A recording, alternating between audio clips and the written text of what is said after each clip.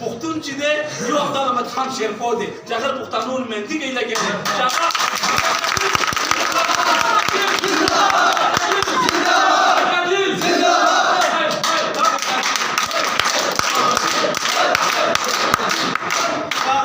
په کراچۍ کې پښتون سره زیاتی وشي نو عبدال احمد خان شیرپور صاحب تپوس کوي که په پنجاب کې پښتون سره زیاتی وشي نو عبدال احمد خان شیرپور تپوس کوي که په سند کې پښتون سره زیاتی کېږي نو عبدال احمد خان شیرپور کوي نو موږ ته داسې قیادت پکار دی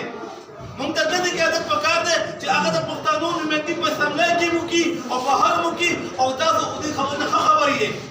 چې چا ته د عبدال احمد خان شیرپور نوم الی هغوی او هغه خلکو نوکریان یې ورکړي دي که د تنګي خلک دلته موجود وي که د چارسدي خلک دلته وي د شبقدر خلک نو هغه خلکو نه تپوس وکړئ چې هغه هغه علاقې دپاره څه کړي دي خفه کېږئ مه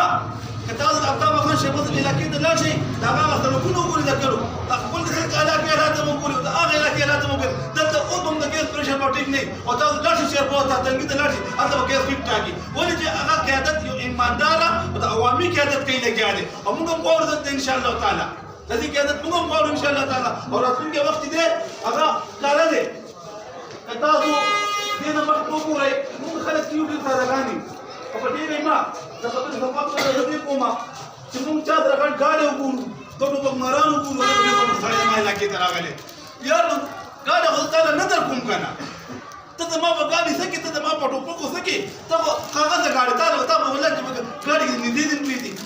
موږ ته هغه سړی پکار دی چې ګریوان یې شلېدلی وي په رشوه کې ګرځي او ستاسو د بچي خدمت وکړي